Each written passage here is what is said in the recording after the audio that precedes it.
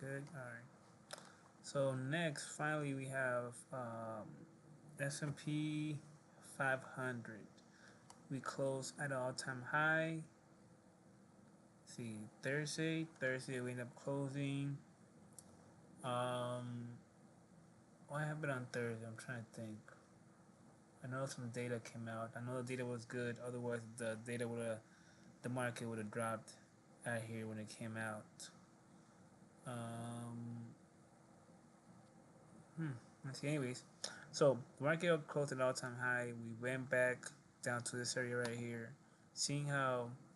Well, actually, oh shit, my bad for you guys. My bad. Taking all that crap out. So let me mark down whatever you gotta pay attention to now. It's gonna be right there. Marking down the 3 monthly because we just closed the 3 monthly. It was very important. Again, just like what was it, Bitcoin? Just like Bitcoin had a hard time breaking. Yeah, it was Bitcoin, right? Let me check.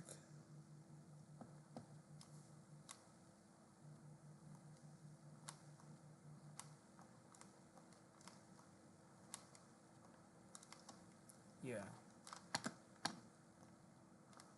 right here. So Bitcoin. Notice how Bitcoin and the S&P 500 had the same problem, the same breakout problem. Notice how every exactly 6 months or nine, for 9 months it couldn't pass that area and finally broke it. Same shit with the S&P, couldn't pass certain price and finally broke it, and they look identical. There's a 3 candle box where they had a hard time breaking for that price. So, see where we are. Your warning sign will be your mayday. We're going down. Will be this area. But then since we blast off from it, we do need to normally a typical retracement on down.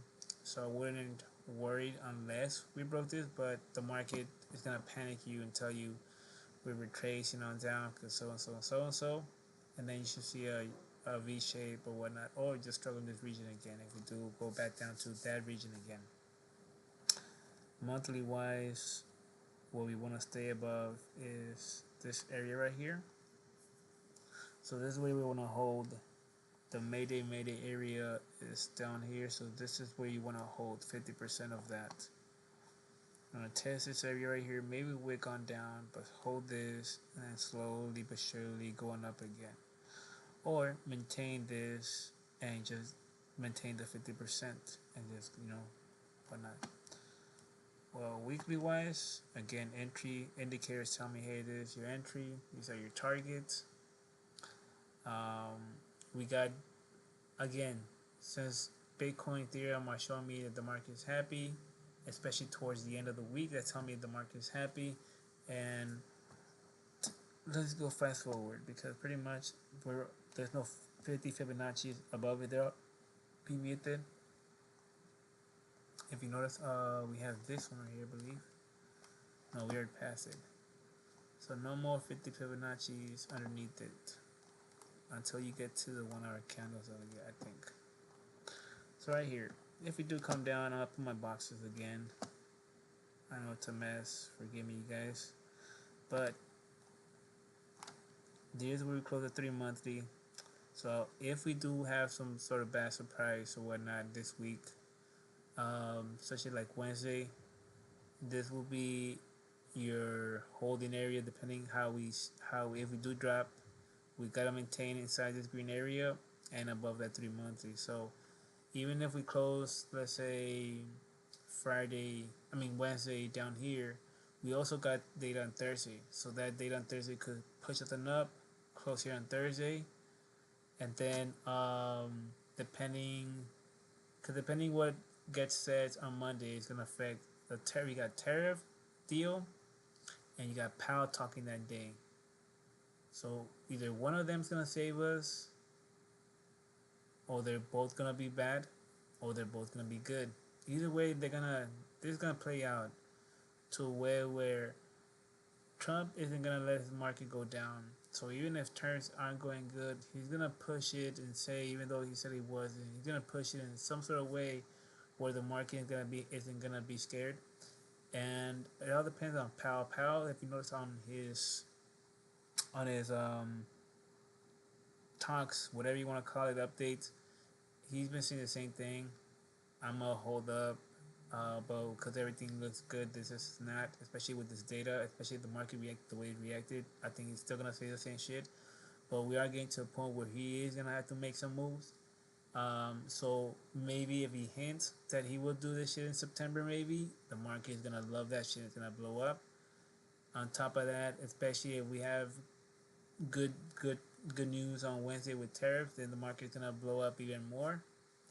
Or if, depending who goes first, maybe the first one's gonna be bad, the second one's gonna be like psych and it's gonna recover, or the first one's gonna be good and the second one's gonna be bad. And then Thursday is really gonna be the one everybody's looking forward to see where it's gonna tip that, the last move of the week, really, because Friday we don't have no data or whatnot. And then after that, after everything's done and the Fed talk and Thursday's done, everybody's gonna be looking forward for Tuesday, because that's when banks are gonna release their earnings. So if we end up closing this week in a beautiful fucking prices, and by beautiful I mean from right here to right here, the market's gonna fucking rally up and be happy.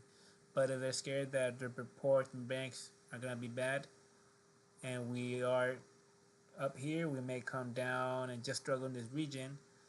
But if we stay down here on a Wednesday or I mean on a Friday, I mean on a Wednesday or Thursday, then depending if we have data on Monday and then how banks reports come down, we're gonna just see a wick on a higher time frame, and the market's gonna start dropping. And if we do drop, I see it just dropping somewhere in this region, and then slowly going on up as we get with earnings from Nvidia. The week after that, we're gonna get Nvidia, all the big ones, and we should then recover after that. That's what I see the market doing. But again, we wait till 3 p.m. Depending where it opens, it's gonna show us. But since crypto is reacting happy, I see it opening same price or just a little bit above. That should be, you guys. I'll update later on.